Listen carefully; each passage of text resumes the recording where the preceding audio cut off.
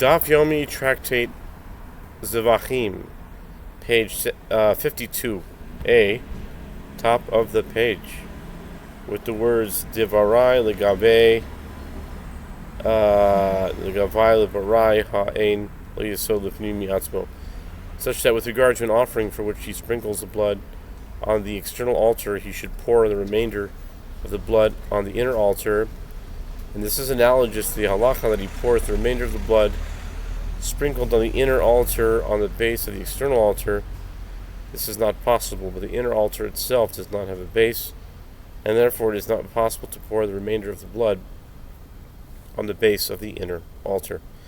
Therefore, the verse must teach that the remainder of the blood of the burnt offering is poured on the base of the external altar. O Eino, Ela Mizbacha Shel Ola Yehi La Yesod, Mikasiv El Yesod HaOla, El Yesod Mizbach HaOla, Kasiv. The Gemara analyzes the next clause of the Brisa, or perhaps it is not so, but rather the verse serves to teach that any sprinkling of blood on the corners of the altar of the burnt offering will be done on a part of the altar where there is a base. The Gemara asks, how can the verse mean that? It is written at the base of the burnt offering. This would indicate that the blood of the burnt offering must be placed where there is a base. It is written in the verse, at the base of the altar of burnt offering, Leviticus 4:25. Haviksiv El Yesod Olam Havyamina Bezikifa El Yesod Hashta Diksiv El Yesod Mizbach HaOla Agago the Yesod.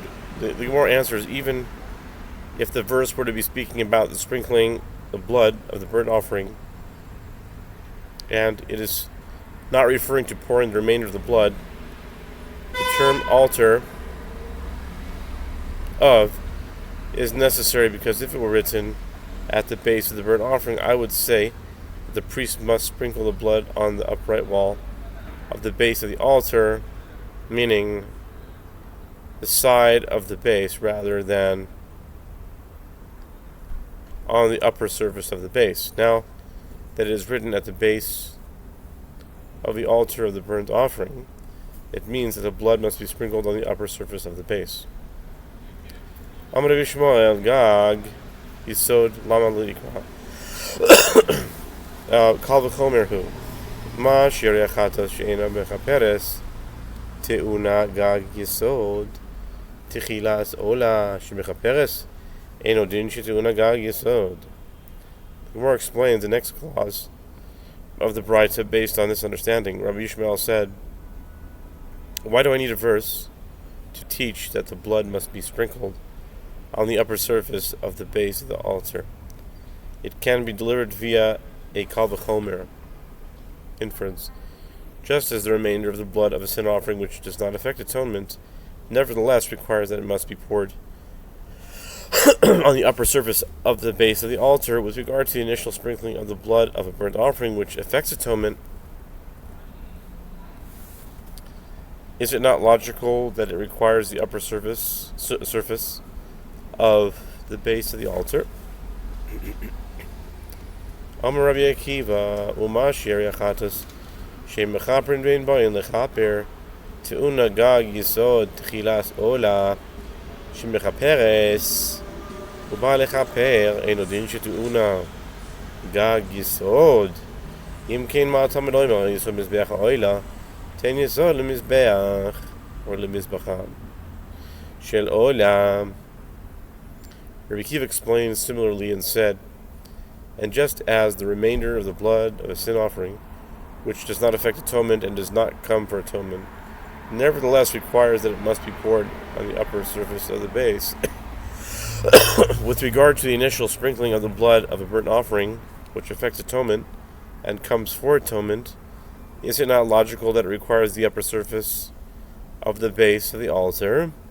The Brisa continues, if so, why must the verse state at the base of the altar of burnt offering, Leviticus 4:25? It is to teach that you must give a base to the altar of the burnt offering, meaning that the remainder of any blood sprinkled on the altar must be poured on the base. My benayu. Amravada barahaba shirai makvim. Ikbenayu mar savar meakvi. Umar savar lo meakvi. The Gemara asked, what is the difference between the explanations of Rabbi Yishmael and Rabbi Akiva? Rav Ada bar Ahava says, the difference between them is whether failure to pour the remainder of the blood disqualifies the offering, so that all the sprinklings must be done again. One sage, Rabbi Yishmael, holds that failure to pour the remainder of the blood does disqualify the offering. And one sage, Rabbi Akiva, who adds the words, which does not come for atonement, holds that failure to pour the remainder of the blood does not disqualify the offering. Rav Papa Amar, Echuli Amar Shiraim in Ma'akvim, Achal Etzui Chatas of Ma'akev Kamef Negi. Mar Savar Me'akev, Umar Savar Lo Me'akev. The Papa says everyone agrees that failure to pour the remainder of the blood on the base does not disqualify the offering.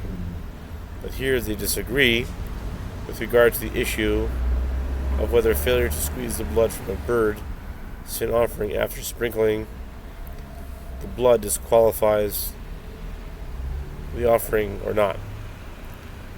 One sage, Rabbi Ishmael, holds that it does not disqualify the offering, and one sage, Rabbi Akiva, holds that it does not disqualify the offering.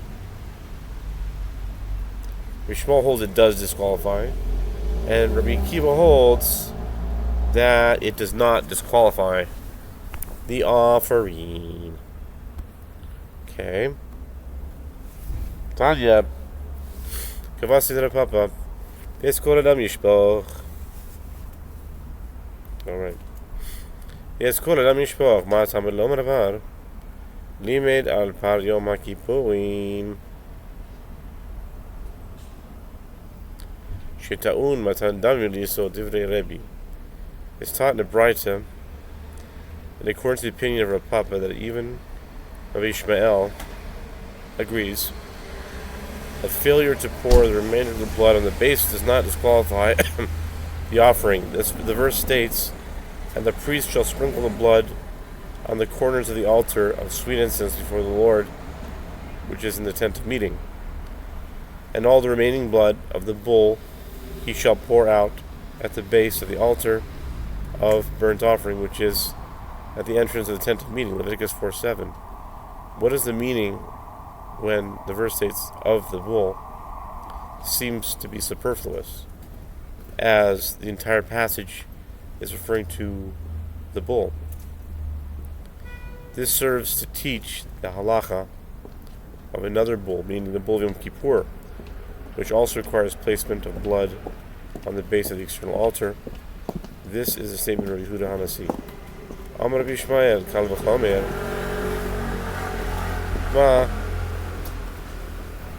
im mi she'en nichnas damo lifnim chova ta'un yesod, mi she'nichnas damo lifnim chova eno din she'ta'un yesod. The Braita continues, Rabbi Yishmael said, it is not necessary for the Torah to write that the blood of the bull of Yom Kippur requires placement of blood on the base of the external altar. This is because it can be derived via an a fortiori inference. And just as if the bull of the anointed priest, meaning the sin offering of a high priest, with regard to which it is not obligatory to bring its blood inside the sanctuary, meaning it is not an obligatory offering, as he brings it only if he sins, nevertheless requires sprinkling of blood on the base of the altar. With regard to the bull of Yom Kippur, with regard to which it is obligatory to bring its blood inside the sanctuary, meaning it must be part of a year, is it not logical that it requires sprinkling of its blood on the base of the altar? Amar Rabbi Akiva. Amar Rabbi Akiva. Uma Mishein damo nichnas lefnim bein lechova bein lemitzvah ta'un yesod mish nichnas damo chova lefnai v'lefnim eno din she'ta'un yesod Rabbi Akiva said, just as the bull of the high priest with regard to which its blood does not enter the innermost sanctum, whether as a fixed obligation or as a mitzvah, nevertheless requires pouring of blood on the base of the altar, concerning the bull of Yom Kippur, with regard to which its blood enters the innermost sanctum as an obligation, is it not logical that it requires pouring of blood on the base of the altar? Yachol Yaakvenu Talmud Lomar B'chila Mechaper et HaKodesh Shalmu Kol HaKaparos Kulan Divrei Rabbi Yishmael. The writer continues, one might have thought that the reason the Torah writes the phrase of the bull is to teach that failure to place the blood on the base of the external altar disqualifies the offering. Therefore, the verse states, with regard to the service of Yom Kippur, after sprinkling the blood in the sanctuary, and when he has made an end of atoning for the sanctuary, and the tent of meeting and the altar, he shall present a live goat, Leviticus 16:20. This teaches that once he has sprinkled the blood in the innermost sanctum, all of the atonements are completed. This is the statement of Rabbi Yishmael. Kal v'chomer leparkon Mashiach misar nasi miatza. Ma she'en nichnas damo lifnim. לא חובה ולא מצווה, טעון יסוד, מי שנכנס דמו לפנים, בין החובה לבין המצווה, אין עוד שטעון יסוד.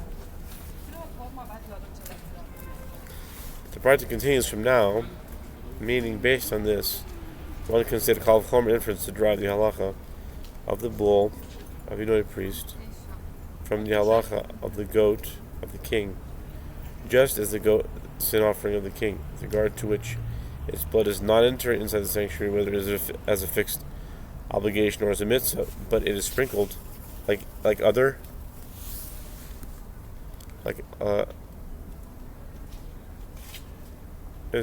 individual sin offerings on the external altar, requires that the blood be poured on the base of the altar. See Leviticus 4:5. With regard to the sin offering of high priest, the blood of which enters inside the sanctuary, whether it's a fixed obligation or as a mitzvah, is it not logical that it should require pouring on the base of the altar? So if so, the verse that states that there is a requirement that the blood of the sin offering of a high priest is poured on the base of the altar is apparently superfluous. One might have thought that the reason the Torah writes it is to teach that failure to pour the blood there disqualifies the offering. Therefore, the verse states, and the priest shall sprinkle of the blood upon the corners of the altar of sweet incense before the Lord, which is in the tent of meeting. And all the remaining blood of the bull he shall pour out on the base of the altar of burnt offering, which is at the entrance of the tent of meeting. Leviticus 4:7. Nitkoa ketuv le'aseh Yasau shiarei mitzvah lo malacha shiraim ein me'akvin. The Brayta explains, since the verse inverted the terms in the clause writing, and all the remaining blood of the bull he shall pour out, and not he shall pour out all the remaining blood of the bull, the verse detaches this positive mitzvah of pouring the remaining blood from the other mitzvah in the verse, and the verse thereby made this a non-essential mitzvah to tell you that failure to pour the remainder of the blood on the base of the altar does not disqualify the offering. The Brayta supports Rav Papa's interpretation that Rabbi Yishmael agrees that failure to pour the remainder of the blood of the base of the altar does not disqualify the offering. Right now, at this particular moment, I'm not sure if I have The much to offer. Sofer Yishmael Mitzvah Chatas Ha'of Me'akev Etanya Devei Rabbi Yishmael Vanishar B'dam Yimatzeh Vanishar Yimatzeh.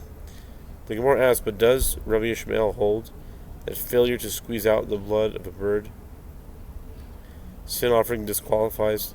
Squeeze out the blood of a bird sin offering disqualifies the offering, as Rav Papa explained, the school of Rabbi Yishmael taught.